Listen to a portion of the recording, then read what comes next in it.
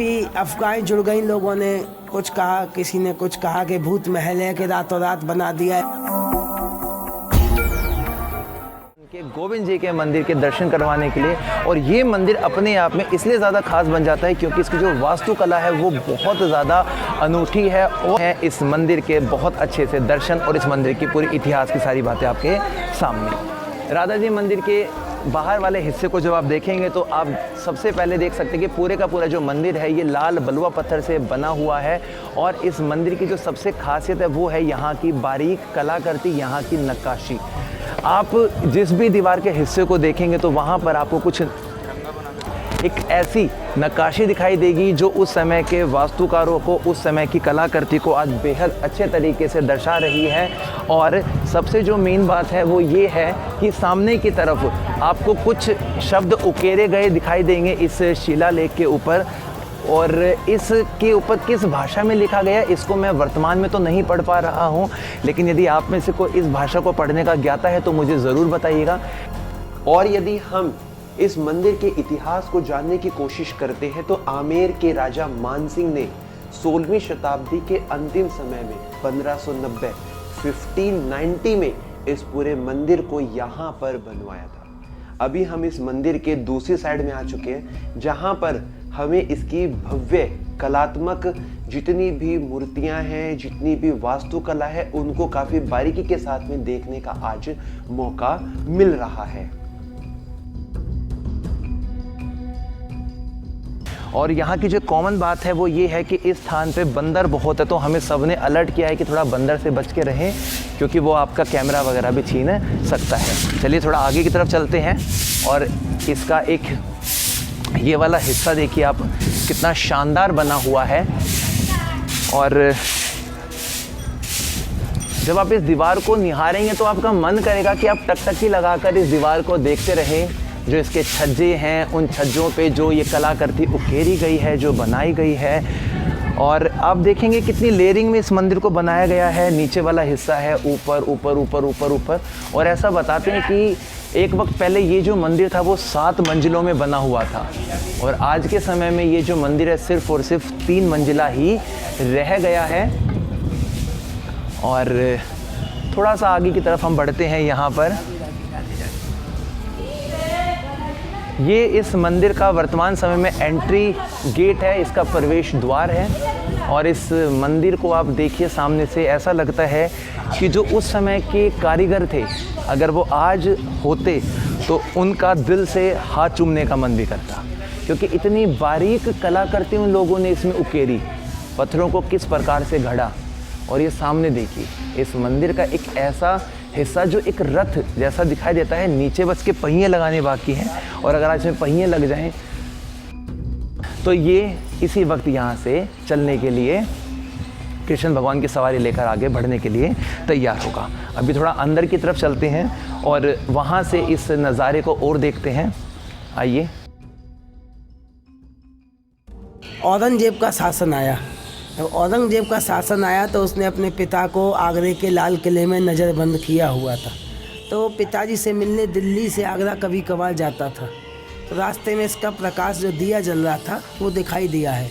उस समय इतनी ऊंची ऊंची बिल्डिंगें नहीं थी जैसे कि आज बन रही हैं बहुमंजिला। उस समय लाइट भी नहीं थी, एक दिया जला दो कोसों तक दिखाई देता था। औरंगजेब ने मथुरा को जैसे ही क्रॉस किया है तो यहाँ जो दिया जल रहा था उसकी लाइट औरंगजेब की आंखों में पड़ी। उसने पूछा ये लाइट कहाँ से आ रही है। उसके सेवकों ने बताया, बोले ये हिंदुओं का गोविंद देव जी का मंदिर है और वहाँ दिया जल रहा है, वहाँ की लाइट है। तो हिंदुओं को मुसलमान लोग काफिर कहते हैं। बोले काफिरों का इतना ऊंचा मंदिर है, हमारी खुदा की इबादत करने के लिए कोई मस्जिद नहीं है, ये तोड़ दिया जाए, हमारा अपमान है, हमारे धर्म का अपमान है। तोड़ने का आदेश दे दिया। तो उनके तोड़ने के पहले ही भगवान ने पुजारी को सपना दिया कि औरंगजेब आएगा, मंदिर को नष्ट करेगा, मुझे भी क्षति पहुंचा सकता है। तो यहाँ से गोविंद देव जी को यहाँ से जयपुर ले जाया गया। आप लोग जयपुर कभी गए हैं, जाओ, हवा महल के पास में गोविंद देव जी का मंदिर है। और यहाँ से गोविंद देव जी सीधे डायरेक्ट जयपुर नहीं गए, यहाँ से सुरंग के माध्यम से गोविंद कुंड गए, फिर राधा कुंड गए, फिर कामबन गए, फिर राजनंदा गांव गए, फिर जयपुर गए हैं।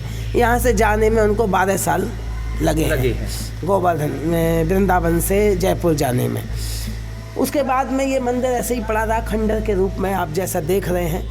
काफ़ी अफवाहें जुड़ गई, लोगों ने कुछ कहा, किसी ने कुछ कहा कि भूत महल है, कि रातों रात बना दिया, ऐसी अफवाहें चल रही हैं। ऐसा है कुछ नहीं है, क्योंकि 100 बकत एक लिखत मानी जाती है, लिखा पड़ी है वो सत्य है।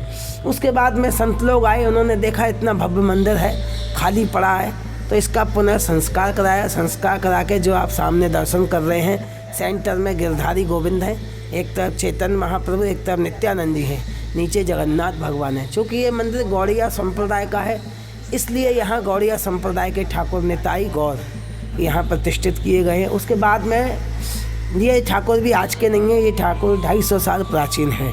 250 साल से ये सेवा पूजा बराबर यहाँ चली आ रही है। और यहाँ रूप गोस्वामी जी द्वारा प्रकट थे गोविंद देव जी। रूप गोस्वामी जी ने यहीं भजन किया। रूप गोस्वामी जी के भजन के प्रताप से ही गौमा टीला में से श्री गोविंद देव जी का प्रादुर्भाव हुआ।